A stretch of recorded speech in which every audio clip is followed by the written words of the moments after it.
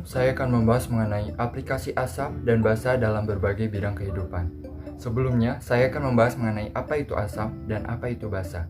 Asam adalah zat yang dalam air akan melepaskan ion H+, memiliki rasa asam dan bersifat korosif. Sedangkan basa adalah zat yang dalam air akan melepaskan ion OH-, memiliki rasa yang pahit dan licin di tangan.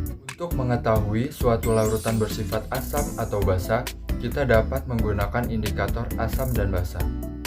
Indikator asam dan basa yang sering kita ketahui adalah berupa kertas lakmus, yaitu kertas lakmus merah dan kertas lakmus biru.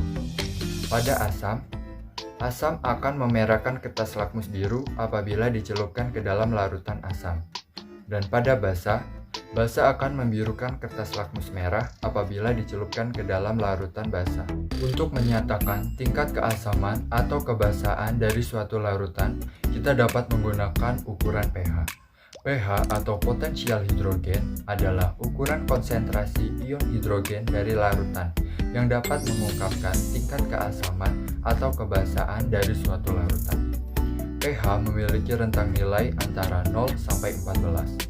Untuk larutan yang bersifat asam akan memiliki pH kurang dari 7, sedangkan untuk larutan yang bersifat basa akan memiliki pH lebih dari 7. Dan apabila pH sama dengan 7, maka larutan tersebut akan bersifat netral.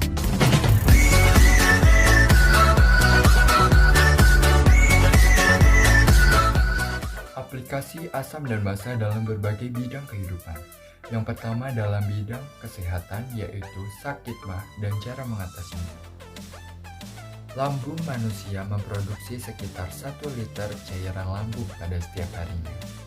Cairan lambung tersebut mengandung asam klorida atau HCl dan biasa kita sebut dengan asam lambung.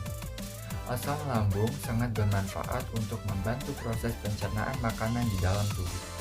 Namun, apabila asam lambung berlebih dapat mengakibatkan peradangan pada lambung atau biasa disebut dengan sakit.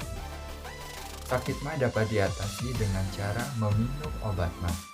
Karena di dalam obat mah terkandung zat yang bersifat basa, yaitu magnesium hidroksida atau MgOH 2 kali, yang mampu mengurangi kelebihan asam lambung, sehingga sakit mah dapat teratasi dengan baik. Yang kedua dalam bidang pertanian, yaitu kesuburan tanah. Keasaman dan kebasaan pada tanah sangat berpengaruh terhadap kesuburan tanah.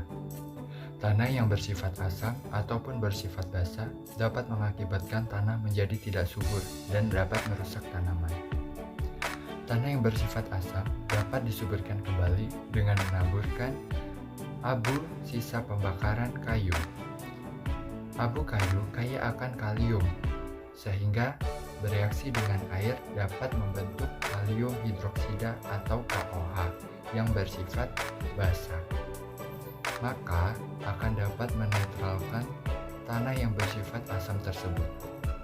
Sedangkan pada tanah yang bersifat basa dapat disuburkan kembali dengan pemberian belerang atau senyawa organik lainnya yang bersifat asam, sehingga dapat menetralkan kembali tanah yang bersifat basa tersebut. Berdasarkan contoh aplikasi asam dan basa yang telah saya jelaskan, dapat ditarik kesimpulan, yaitu apabila kelebihan asam, kita dapat menambahkan basa agar netral.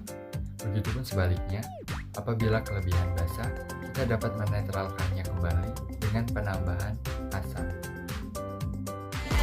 Yeah.